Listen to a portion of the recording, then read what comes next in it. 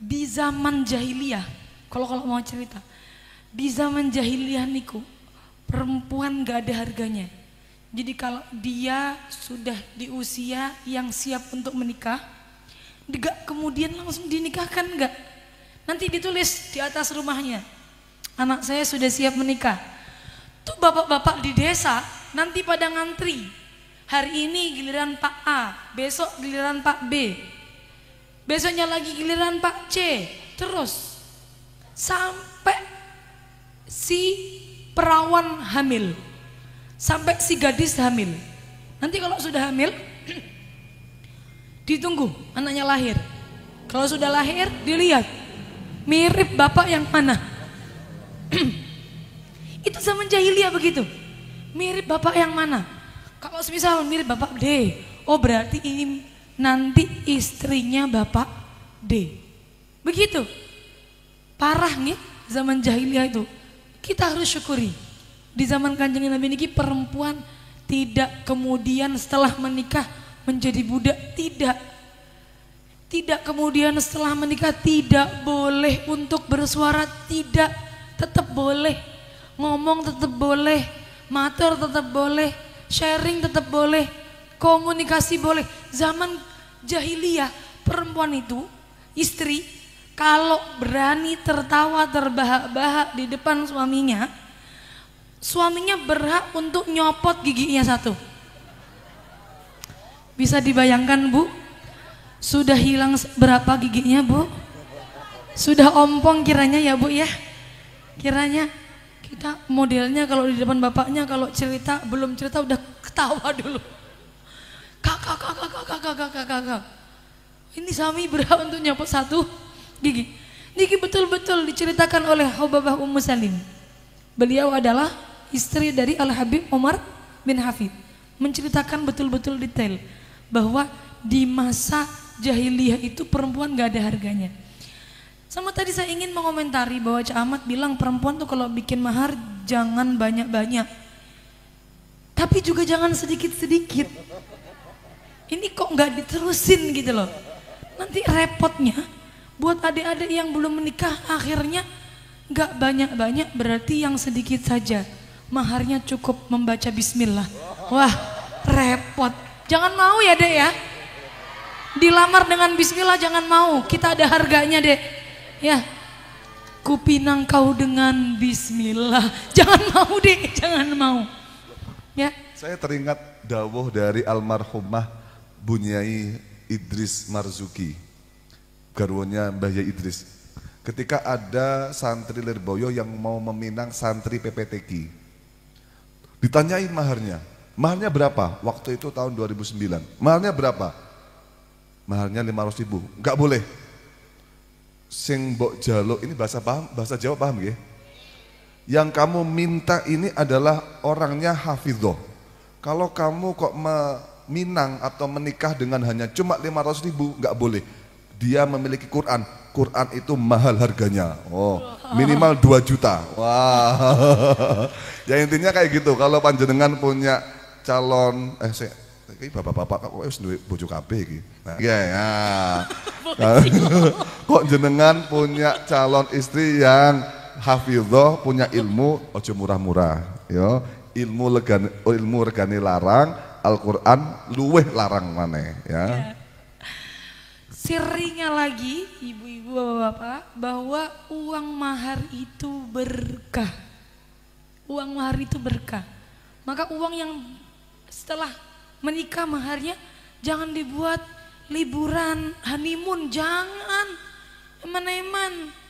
Honeymoon terus setelah honeymoon lihat perkara-perkara yang mungkarat, yang muharramat, tidak jadi istahaqqa wilayatullah lagi, tidak jadi walinya Allah lagi, tidak mustajab lagi doanya karena sudah ternodai dengan hal-hal yang diharamkan.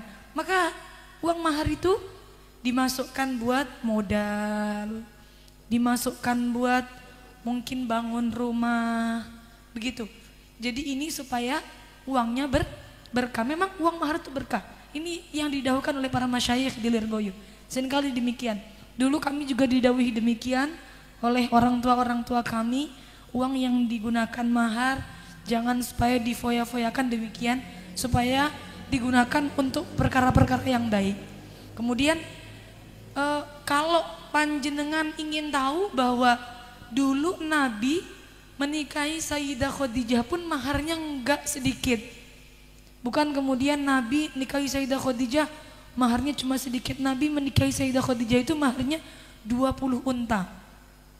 Sekarang unta niku harganya kira-kira 20 juta sampai 30 juta. Kalau kita bikin 20 juta kali 20 sama dengan 400 juta. Begitu. Menikahi Sayyidah Aisyah maharnya 500 dirham. Coba menjenengan Google nanti. 500 dirham itu berapa ratus juta sekarang. Saya kalau tidak salah pernah Google sekitar 200 sekian juta. Jadi Nabi itu menikahi Sayyidah Khadijah juga maharnya mahal-mahal. Cuma kita sebagai orang perempuan jangan minta yang mahal-mahal. Iya, ada yang namanya mahar mithil ibu-ibu. Mahar mithil itu adalah mahar yang standar di daerah tersebut. Daerahnya kira-kira berapalah standarnya 2 juta ya sudah 2 juta. Jangan mau kalau cuma 100.000. Ini ada yang baru viral kemarin. Menikah diam-diam maharnya 120.000. Ini kalau ini mamanya kayaknya nggak mengikuti akun gosip deh. Kok nggak ada yang connect kayaknya? Nggak ada yang pahamnya beritanya. Berarti insya Allah sibuknya baca Al-Quran semuanya ini. ini. Masya Allah istri salihah ini. Tepuk tangan buat ibu-ibu di sini.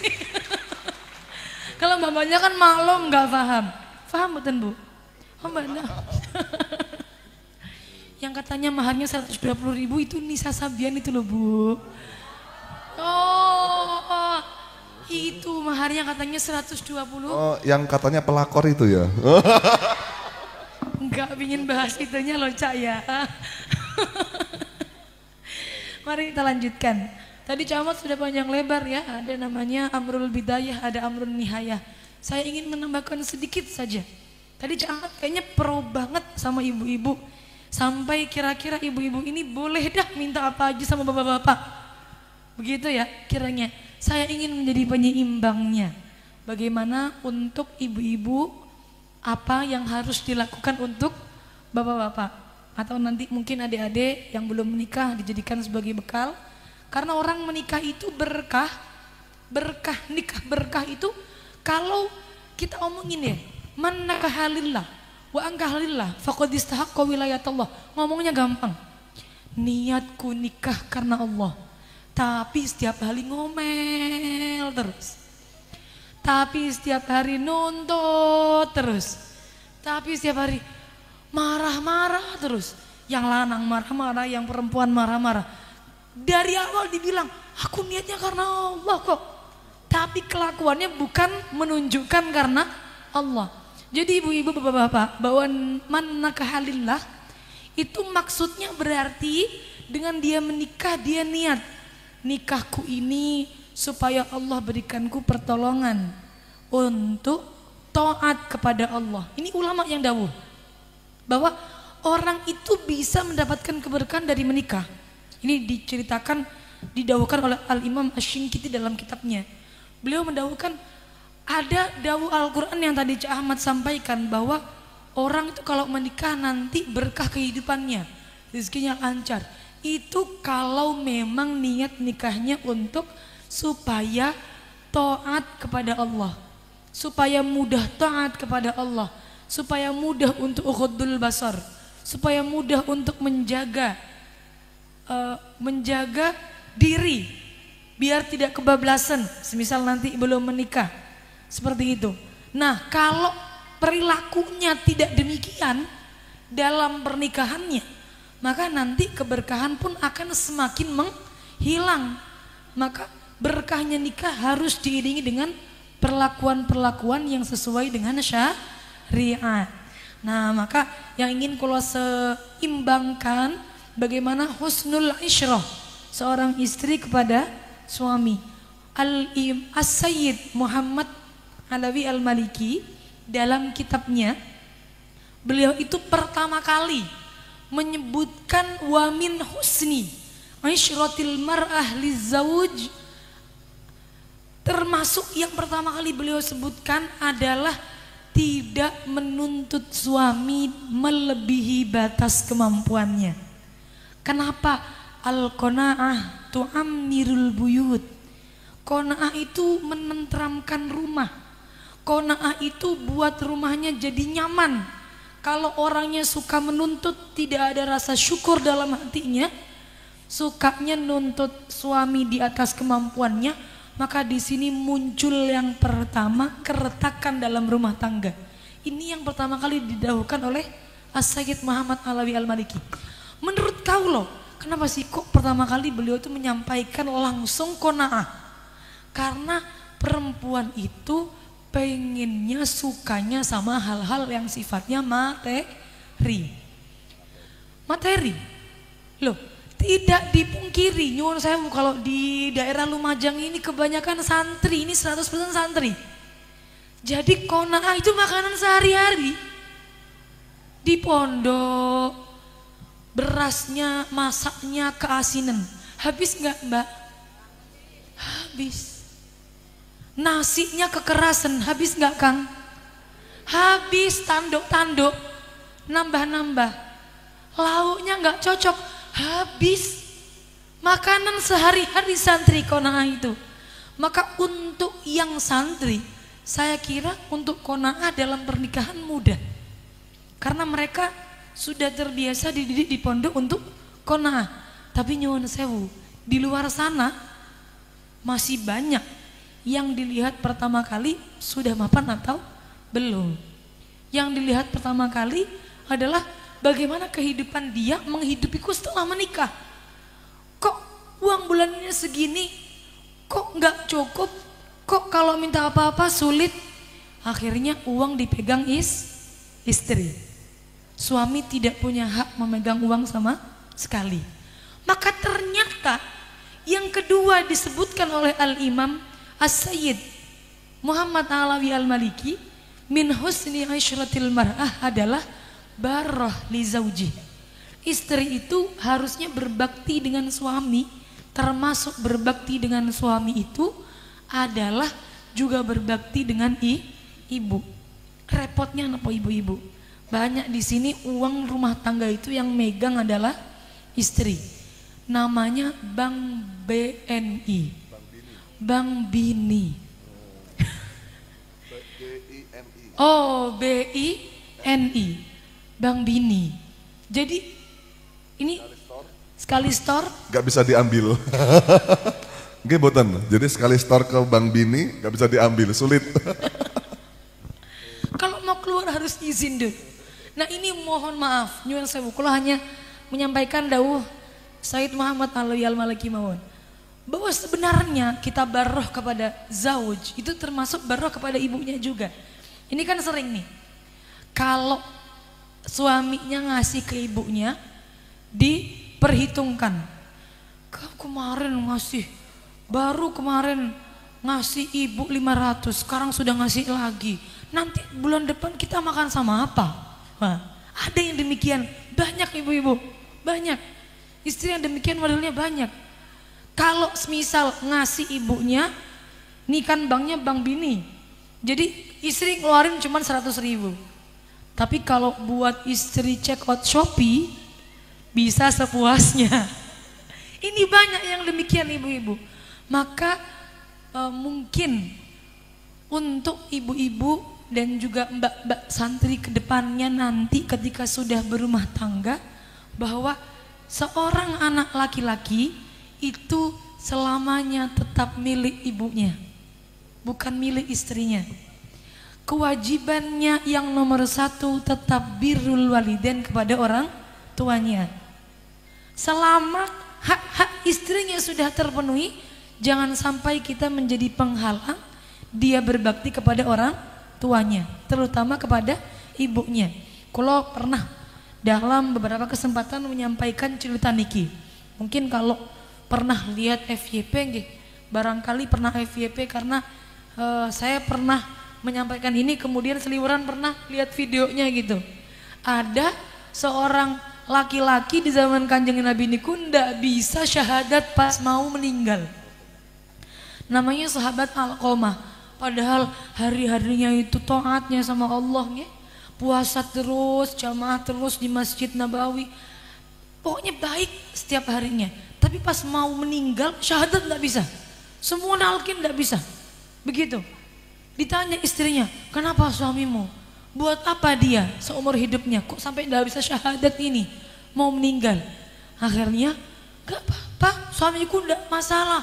Orangnya baik sekali sama aku, baik. Sama Allah juga baik. Dia ibadahnya betul-betul banyak. Akhirnya sahabat itu sama Rasulullah diminta untuk masih punya ibu enggak? Masih. Disuruh untuk ke ibunya.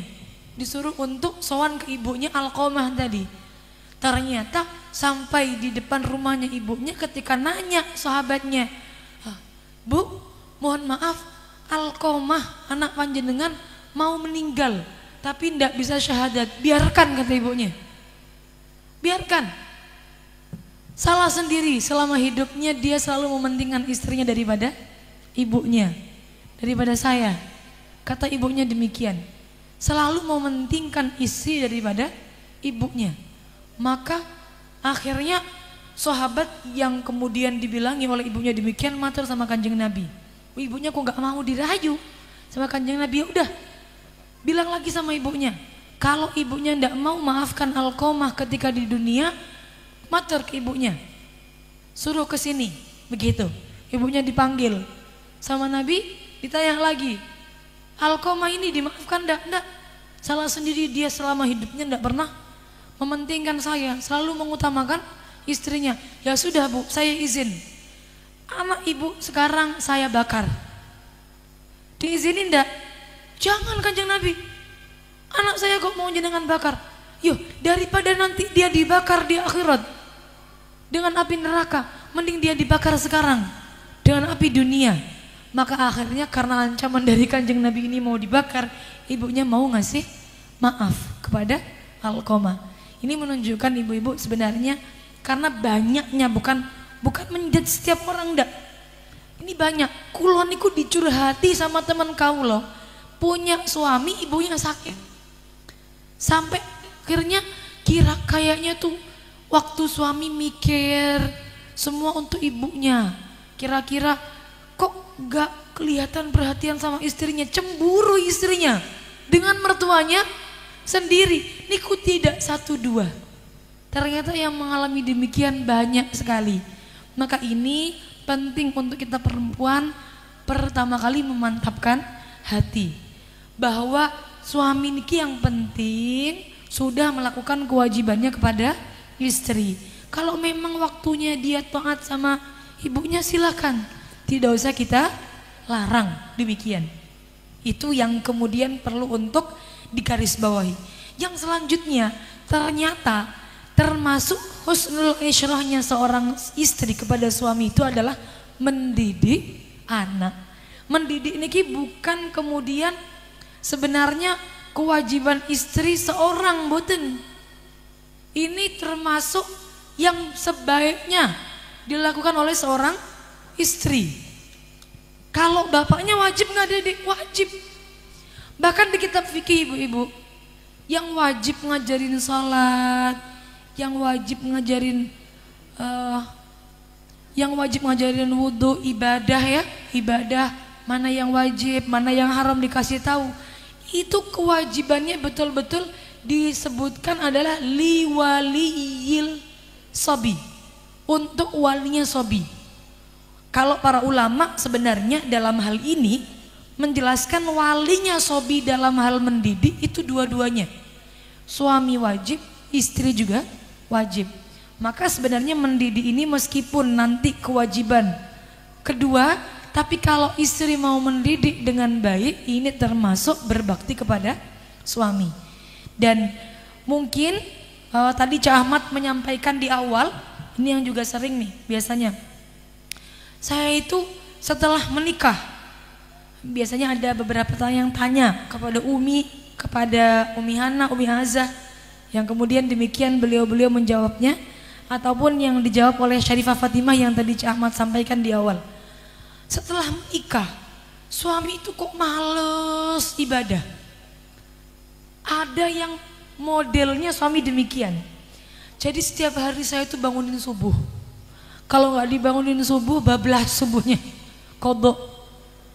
Atau suami ini ada nyuwun sewu rumah tangga yang suaminya nggak mau sholat, atau istrinya nggak mau sholat.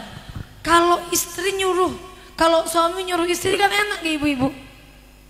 Karena memang istri wajib taat kepada suami. Repot kalau misal yang nyuruh istri ke suami, nanti disuruh suami malah marah-marah. Nggih, kalau marah-marah uangnya ndak cair. Nggih, kan repot, serba repot kalau begini. Terus gimana kalau enggak disuruh sholat? Yo dosa. Katanya ku anfusakum wa ahlikum naro. Ini terus gimana? Maka ibu-ibu, kalau semisal dalam rumah tangganya menemukan celah kekurangan, semisal celah kekurangan ini di dalam permasalahan syariat, kita sebagai istri wajib untuk kasih nasihat pertama. Tapi kasih nasihat itu ibu-ibu yang penting kita sudah sampaikan, mau dilakuin atau tidak bukan urusan kita. Itu penting. Gak perlu nyuruh sholat sampai digeret-geret, ndak perlu. Yang penting sudah, yuk pak sholat pak. Kadang nyuwun sewu, ada yang pernikahannya diuji dengan hal yang demikian. Kalau pernah mengalami, ditanya sendiri oleh pelakunya. Jadi diuji pernikahannya, salah satu dari kedua suami istri ini ada yang kurang taat sama Allah. Kita kewajibannya cuma nasihat, sudah disuruh, sudah diminta, sudah dirayu untuk melakukan taat. Kalau sudah kok tetap tidak mau, jalurnya berarti tinggal kita merayu Allah, tinggal kita doakan. Karena nyuwun sewu ibu-ibu, pernah nih ada yang tanya demikian kepada Hubabah Halimah Al-Idrus. Hubabah, suami kita nih Hubabah, kalau saya pulang dari kajian Hubabah, itu hawanya langsung si paling ustazah. Ibu-ibu habis pengajian disuruh sama semisal ngaji, wonten rutinan atau wonten pengajian, ibu-ibu harus baiknya seorang muslim itu pakai siwak semisal. Sunnah, betul-betul sunnah muakkad menggunakan siwak. Ini pulang-pulang bapaknya dibeliin siwak, pak pakai, harus pakai. Si paling ustadzah semisal langsung syariat pol. Ini bapaknya kalau semisal, pak ayo sholat di awal waktu, jangan diundur-undur, nanti sama Allah begini loh, langsung begitu. Atau bapaknya meleng dikit langsung dituturin. Nah ini ibu-ibu, daunnya Hubabah Halimah demikian. Kalau memang kita sudah kasih nasihat kok suami tidak mau, kita nggak perlu untuk terus-menerus kasih nasihat. Karena daripada nanti suami marah, tidak ridho kepada istri, pada akhirnya apa? Pada akhirnya nanti yang kena tidak nyamannya adalah seorang istri. Begitu. Jadi caranya gimana? Ya sudah, tinggal berdoa. Makanya pernikahan itu ibadah seumur hidup. Kenapa kok ibadah seumur hidup? Karena nahan emosinya seumur hidup, sabarnya seumur hidup, memakluminya seumur hidup, memaafkannya seumur hidup. Kalau masalah senang-senangnya saya yakin semua siap. Adik-adik kalau bilang pernikahan itu nanti menghilangkan lelah, dengan menikah hilang capek-capeknya, itu nikah di drakor-drakor dek. Nikah di kehidupan nyata nggak begitu dek. Semakin kamu sudah menikah semakin lelah. Lelah dek, lelah pikiran dan juga lelah badan. Semakin menikah semakin lelah. Sudah menikah bukan semakin hilang capeknya, semakin nambah capeknya. Maka kalau belum siap beribadah seumur hidup, jangan dulu menikah. Belum siap mental untuk beribadah seumur hidup, jangan dulu menikah. Begitu. Karena nyuwun sewu, kadang dalam kehidupan rumah tangga tiba-tiba di tengah-tengah tahu ada kekurangan dari salah satu dari kedua suami istri. Istrinya ternyata kekurangannya begini. Sukanya ngomel-ngomel ternyata setiap hari. Ini bapak-bapak kalau nggak betah cari yang baru. Seharusnya kan nggak begini kan, seharusnya konsepnya. Masa istrinya suka ngomel-ngomel, cari yang baru. Kalau cari yang baru tambah banyak yang ngomel. Betul? Betul. Karena semua perempuan sukanya ngomel. Jadi kalau satu ngomel, nggak usah cari yang baru. Yang satu itu didengerin aja omelannya. Karena cukup didengarkan sebenarnya, mereka itu nggak perlu dijawab. Cukup didengarkan saja. Seperti itu. Ibunya juga sama. Ternyata suamiku lebih suka HP-nya daripada aku. Kalau hari-hari nyanding ini HP terus. Mabar. Ini game terus. Kira-kira demikian. Maka memakluminya juga harus lebih banyak. Begitu. Maka dari itu kadang-kadang ada nyuwun sewu yang tiba-tiba langsung merasa pernikahannya di ujung tanduk karena suaminya ketahuan masih suka chattingan sama cewek lain. Hoi, repot. Atau begitu, sebaliknya juga banyak kok. Ketahuan istrinya suka chattingan sama cowok lain. Langsung rasanya mau cepet-cepet untuk selesai. Pingin langsung cepet-cepet untuk udah beres ah. Udah gak usah dilanjutin aja pernikahannya. Ini tandanya tidak siap beribadah seumur hidup. Nyuwun sewu, saya pernah ada cerita. Ini kejadian nyata yang dialami oleh putri dari Al-Habib Umar bin Hafid. Ini putri beliau yang sekarang jadi ketua pondok Daruz Zahra. Jadi ini yang cewek putrinya Habib Umar, yang cowok saya kurang tahu dari daerah mana ya. Kalau tidak salah dari daerahnya Sewun, kalau tidak salah. Cucunya Al-Habib Ali Al-Habsyi, kalau tidak salah ya. Ini saya cerita dari khadimah-khadimahnya. Cerita dari alumni-alumninya. Bahwa beliau setelah menikah oleh suaminya itu ditinggal tanpa kabar sampai 14 tahun. 14 tahun coba ibu-ibu, kalau semisal kira-kira suami menghilang 14 tahun, ini kira-kira mau dilanjutkan apa cari lagi? Kawin mana? Mantep langsung ya kan?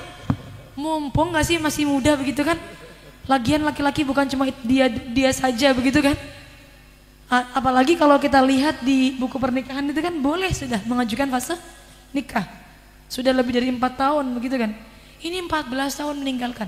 Setiap tahun oleh ibunya selalu ditanya, nak, nggak mau cerai saja ta? Ndak mah, ndak mi. At-talaq abghadul halal ilallah. Saya ndak ingin melakukan sesuatu yang dibenci oleh Allah.